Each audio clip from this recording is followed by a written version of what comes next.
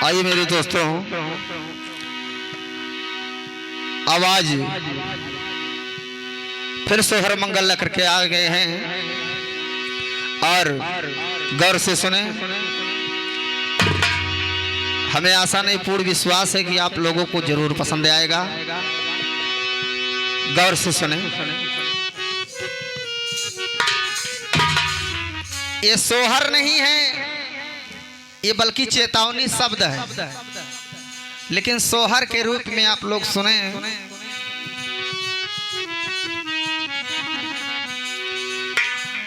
अरे सासु मार निसदीन बोलिया, अरे ननदी तान मारा हो। सासु मारे निसदीन बोलिया, अरे ननदी तान मारा हो। हरे राम कमुने करमवा से चूक्यों, राम कमुने करमवा से चूक्यों।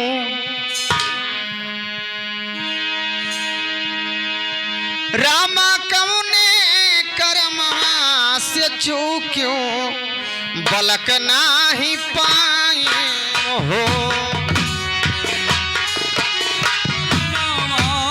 चूक्यों बलक नाही पायू हो।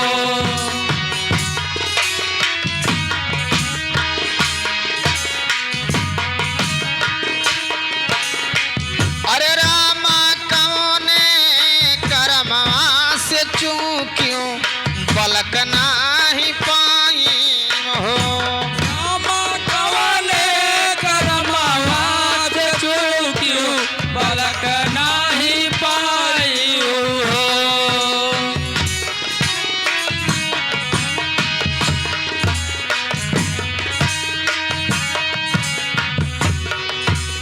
अरे पेड़वा पे बोलेला सुगनमा, मधुर बोलिया बोले, मधुर बोलिया बोलाए हो। पेड़वा पे बोलेला सुगनमा, मधुर बोलिया बोले, मधुर बोलिया बोलाए हो। रामा माता पिता के गारी आयु, रामा माता पिता के गारी आयु, करमवा से चूकी हो। रामा माता पिता के गारी आयु, करमवा से चूक्यों हो।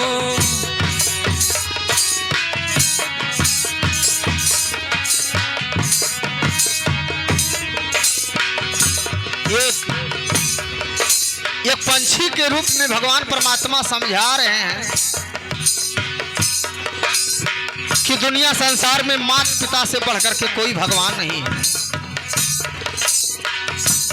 दुनिया में माता पिता से बढ़ करके कोई भगवान नहीं है,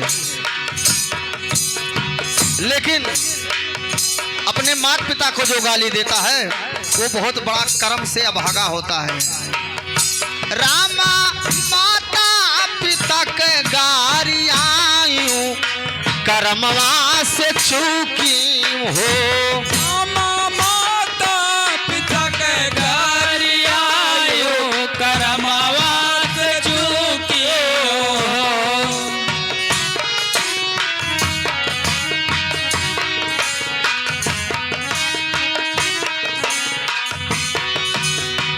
कहियो ना सासू जी के सेवा, जेठानी जी से झगड़ियूं, जेठानी जी से झगड़ियूं हो। कहियो ना सासू जी के सेवा, जेठानी जी से झगड़ियूं, जेठानी जी से झगड़ियूं हो। रामा द्वारे से लौटे भिखरिया, रामा द्वारे से लौटे भिखरिया, पलक कैसे पई हो ललन कैसे पैहा हो रामा द्वारे से लौटे भिखरिया बलन कैसे पैया हो कैसे पैबू हो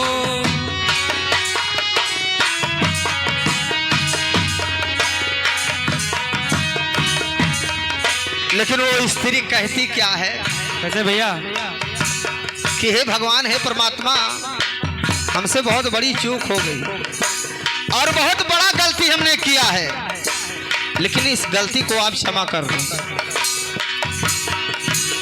अरे सुगना तू बोलिया सुनायो हम समझायो हम समझाया हो सुगना तू बोलिया सुनायो हमें समझायो हमें समझाया हो रामाय बुयस यतन बतावो रामा अब यस यतन बतावो बलक मुख देखबाए हो माया माया सजतन बतायो बलक सुख देखाई बलक सुख पाई बहो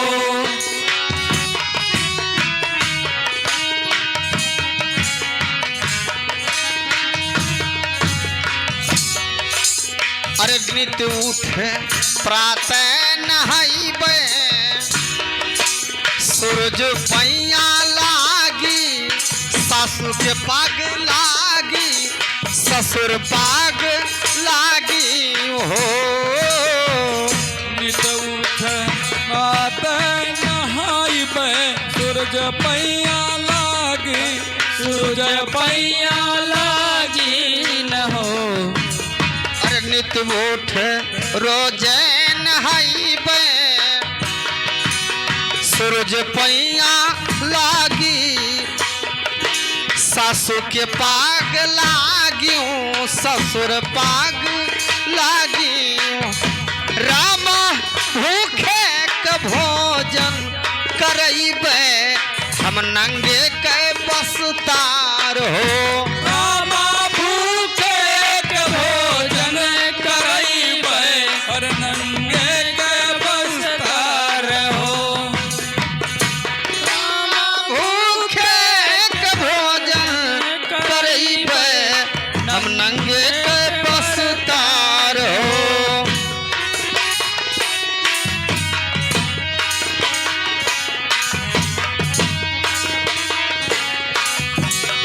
इतना सब करने के बाद भगवान परमात्मा का ध्यान हुआ और उस स्त्री का मांग पूरा हुआ। भगवान ने अपने नेत्रों से देख लिया, देखा और सोचा भी होता क्या है। एक माह बीतले दूसरे बीतल, इतना सब करने के बाद एक माह बीतले दूसरे बीतल, अरे तीन बीतल हो चार बीत गईल हो।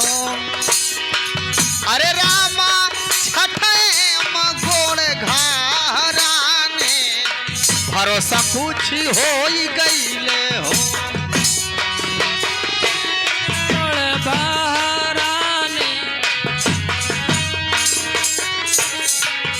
रामा छठे गोड़ घराने भरोसा कुछ हो गईल हो। रामा छठे में गोड़ घराने भरोसा कुछ भइलन हो। अरे भरोसा कुछ हो गईला हो, भरोसा कुछ हो गईले हो।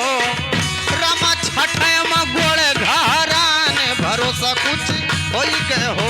रामा छठे में गोड़ घराने भरोसा कुछ होई गया हो। रामा छठे में गोड़ घराने भरोसा कुछ होई गया हो।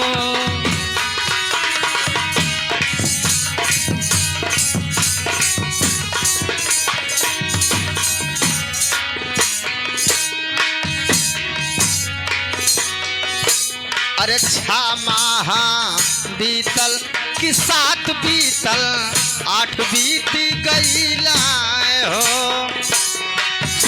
माह बीतल कि 7 बीतल 8 बीत गईले हो। अरे रामा लगते हो 9वें महीनमा, रामा लगते 9वें महीनमा, अरे बबुआ जन्म ली हो। रामा लगते 9वां महीनावा कि ललना के जन्म भयो हो। अरे बबुआ जन्म लिए हो, रम लगते 9वें महीनामा, बबुआ जन्म लिए, रम लगते हो 9वें महीनामा, बबुआ जन्म लिए हो। लगत है 9वां महीना कि बबुआ जन्म लिए हो। राम लगत है 9वां महीना कि बबुआ जन्म लिए हो।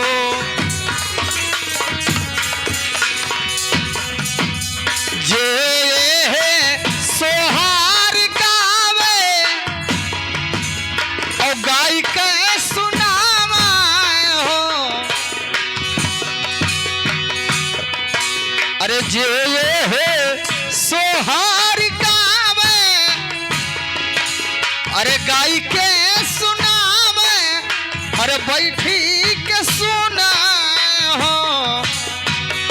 रामा तुलसी बिरवा जे लगावे, अमर फल पावा हो। रामा तुलसी बिरवा जे, लगावे अमर फल पावाई हो। अरे रामा तुलसी बिरवा जे लगावे, अमर फल पावे हो।